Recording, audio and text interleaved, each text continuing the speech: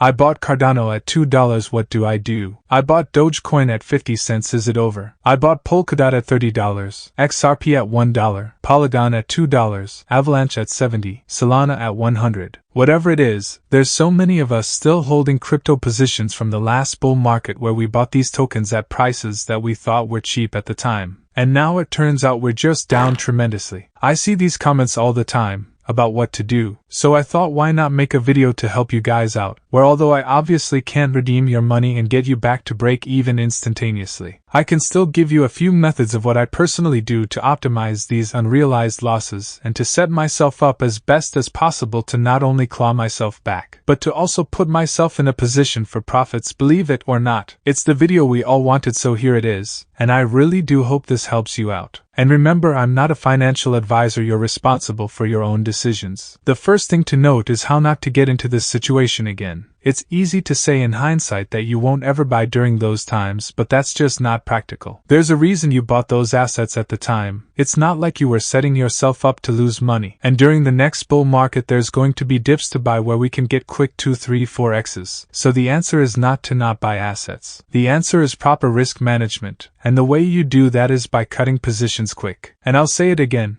You must cut losing positions quick in a bull market. Here's why. The first obvious reason is to prevent the main topic of the video, which is buying these assets thinking they'll recover and now you're 90% down. The other reason is that during a bull market, new opportunities to buy micro caps or small altcoins that haven't pumped yet are occurring 24/7. The opportunity cost of bag holding just because you're down a couple percent is too much. I can't tell you the amount of times I took consecutive 5-10% losses in order to get the next 2-3x. And ideally after this bear market where you make a 10x, for example, let's say turning 10 into 100k, maybe you can take 10 or 20k of that and use it to amplify gains. In other words, you now also have the means to cut positions quick and take a couple percent losses because you have that type of money now. Okay, so now we've established how to never find ourselves in this position again, to cut losses quick during a bull market. And just as a quick side note, this is the complete opposite of a bear market, where in a bear, when the assets you're hopeful on take a dip, it's an opportunity to bring your average entry cost lower. But going back to cutting losses, we didn't have this key piece of knowledge last time, and now we're stuck bag holding. What do we do? Okay, the main tip I have is to switch the assets. Allow me to explain. And this is especially useful for if you're holding an asset you don't like and don't have conviction that it'll get back to those highs you bought it at. Using an example will illustrate this perfectly, so let's use Cardano. Let's say you had $1,000 and put that into Cardano at $2 back here in November 2021, thinking it would bounce back up and get past its previous high of $3 and would be on its way to $4. So the initial amount was $1,000, bought at $2 would give you 500 ADA. Okay, remember these numbers. So as of the making of this video, Cardano is at 26 cents, and you didn't cut your position quick and you're still bag holding. That 500 Cardano is now worth $130, meaning you're down 87% on your position, meaning you now need a 650% gain to get back to break even. In other words, almost an 8x. Now an 8x is nothing to laugh about, and Cardano very well could do that. But there may be other assets you need an 8x on that you're just not as confident with. Okay, and this is where the method comes in, where you switch assets. What I mean by that is one of the many beauties of a bear market are that it's not just Cardano that's down, but literally every single other asset as well. And let's say there's an asset out there you've been researching and are very bullish on. Well, you could switch that Cardano money into that asset. So let's use rndr for example, and let's say you're way more bullish on rndr over Cardano because you think the artificial intelligence narrative will do much better than the layer 1 narrative. And rndr has more potential for growth because its market cap is less than 1/10 of Cardano currently. Okay, so the way you would go about this is first selling the current Cardano position, getting that $130, and switching it into rndr currently at $2, which would give you 65 rndr. To now break even on this rndr position, you need rndr to get to $15 to turn that 130 into 1,000 again. Rndr at 15 is a little less than a 6 billion market cap, which with it being one of the main cryptos in the hottest narrative right now with AI, considering Sandbox got to that same market cap with the metaverse gaming narrative last time. I think it's more than possible, and of course it doesn't have to be render, it can be any crypto asset whatsoever. The TLDR is that you don't need to hold on to the crypto asset to break even. You can switch into another asset you feel more comfortable with and see more potential in, and if researched properly you may be able to figure out projects that can make you profits rather than just sticking to trying to break even. It's also a great way to discard the quote-unquote old narratives, hoping they'll do well again and getting exposure to new narratives. But let's now discuss what to do with projects you're down on that you do have conviction in. Let's say that Cardano you bought at $2 is something you want to hold, as you love Cardano and are still very bullish. Well, realistically, the only way to solve this is extremely effective, but may not be what you want to hear. And it's the fact that you can buy more Cardano at those cheap prices to really bring your average entry price down. But let's dive into just how effective this truly is. If you were to just put $100 into ADA right now at 26 cents, your average entry would go from $2 per ADA with 1,000 in to $1.24 with 1,100 in. Put another 500 for a total of 1,500 and you get 62 cents per ADA. And go for an even match of 1,000 and that's 46 cents per Cardano. You're basically getting better entries than a lot who bought during this bear market. You've gone from bag holding to getting quote-unquote generational entries. I understand it's not easy to invest money like this, but its power is undeniable. And last but not least is to just create an entire new portfolio. I know how frustrating it can be to keep considering old assets, and how bothersome they can be in managing your portfolio. But creating a new portfolio can be a breath of fresh air and let you hone in on the narratives for next cycle, where ideally the gains made would be so significant that it doesn't even matter if that old portfolio breaks even or not. A tactic I've used quite a few times. If you enjoyed the video, make sure to like and subscribe for more, as it's what we do around here. Sign up to any of the exchange links below for big bonuses and non-KYC. And remember, I'm not a financial advisor and none of this has been financial advice and for entertainment education purposes only.